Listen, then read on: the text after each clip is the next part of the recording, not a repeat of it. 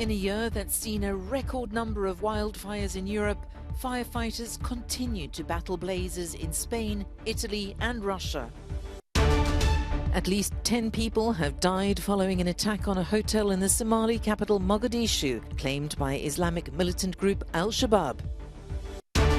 UN Secretary-General Antonio Guterres says while he celebrates the recommencement of shipments of Ukrainian grain, there's still much work to be done. A former Mexican attorney general has been arrested in connection with the 2014 disappearance of 43 students from a teaching college. Fires continue to rage across Europe. In Spain, firefighters yesterday were still battling a wildfire that's been burning since Monday in Bejas, in the Castellón province. So far, it's scorched more than 19,000 hectares. 35 aircraft were taking part in operations on Friday to help firefighters on the ground. A moment of panic for passengers aboard this train trapped by the Bejas fire. Officials are investigating why it was allowed to travel into the area. The railway company says no one warned them the fire was close to the tracks. In Italy, firefighters struggled to extinguish wildfires in Sicily as blazes broke out at different locations in the province of Palermo. High temperatures and strong winds worsened the situation, spreading flames across the woods and reaching the highway between Palermo and Catania. Firefighting teams on the ground were assisted by Canada Air waterplanes. And in Russia, a plane collecting water from a local river. 10 aircraft and several helicopters have been taking part in operations to contain blazes in the center of the country. Officials say there are 5 wildfires burning in an area of about 800 hectares. The nightmare is far from over in Italy. Flash flooding has brought several regions to a standstill after strong storms battered the country and other parts of Europe, killing at least a dozen across the continent. In Tuscany, a man and a woman were crushed to death by trees. Residents in Carrara woke to a city lashed. Cosa è successo? I was in the garage, it suddenly got dark, and then it started raining. I said, let's wait it out. Then the wind came up, and then the trees came down. In France, the government has announced a natural disaster after 5 people died on the island of Corsica. The Interior Minister has visited a campsite where 1 person died. Meteorological authorities have been criticised for launching an orange alert just minutes before the storm hit. The Corsican authorities did their job by alerting all the economic officials, the local officials. Simply, we expected these winds, since it's the alert of Météo France to be around 100 kilometers per hour, and in the end they were winds of up to 220 kilometers per hour. And in Austria, 2 children were among the 5 people to be killed there. 20,000 homes have been left without power. The storms wreaked havoc after much of the continent baked during weeks of heat waves. Smoke billows from a hotel near the center of the Somali capital Mogadishu. At least 10 people are believed to have died when Islamic militants stormed it late Friday night. The attack began with several explosions outside the upscale hotel before the gunmen entered the building. A fierce gunfight between security forces and the militants followed. The Islamic extremist group Al-Shabaab has claimed responsibility for the attack. The organization has been fighting to topple the Somali government for over a decade. It's unclear how many of the militants remain inside the hotel, which is frequented by lawmakers and government officials. Gunfire could still be heard early Saturday morning as security forces tried to contain the situation. It was hope and frustration for UN Secretary-General Antonio Guterres during his visit to Ukraine's crucial port of Odessa on the Black Sea. Addressing reporters, Guterres celebrated grain shipments restarting after a deal was reached between Russia and Ukraine in recent weeks. In less than a month, 25 ships have departed from Odessa and other Ukrainian ports, loaded with grain and other food supplies. They have carried well over 600,000 tons of food products and counting. Wheat, corn, sunflower oil, soya beans. But Guterres says there is still more work to be done.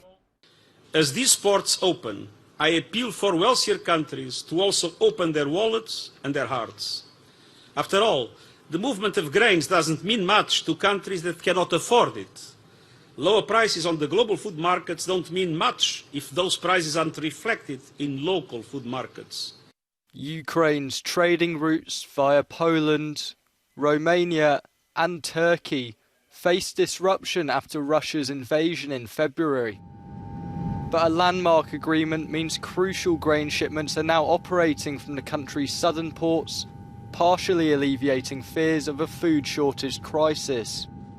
During his visit, the UN Secretary-General also called for Russian forces to withdraw from Ukraine's Zaporizhzhia nuclear power plant. However, Russia rejected these calls and said its troops must stay at the site to, as they put it, protect it from terrorist attacks.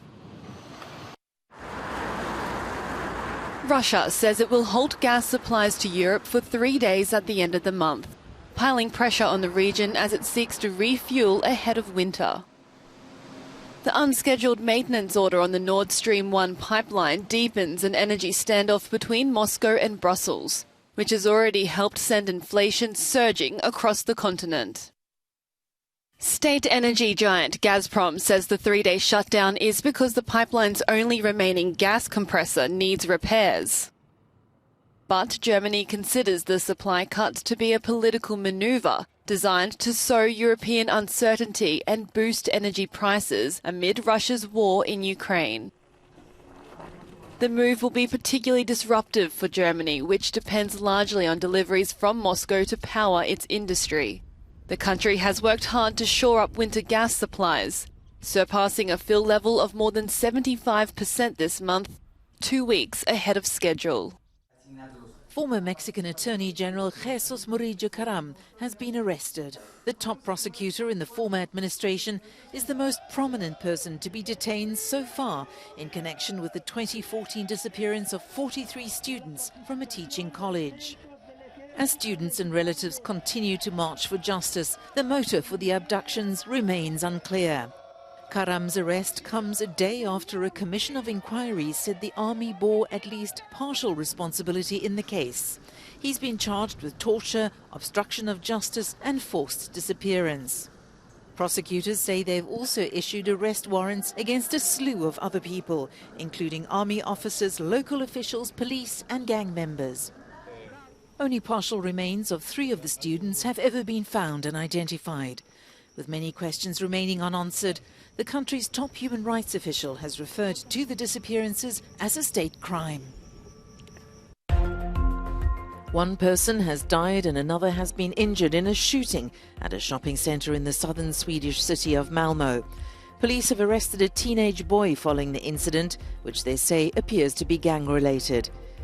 People fled the shopping mall in panic after hearing about 20 shots being fired. Shootings by criminal gangs is a growing problem in Sweden.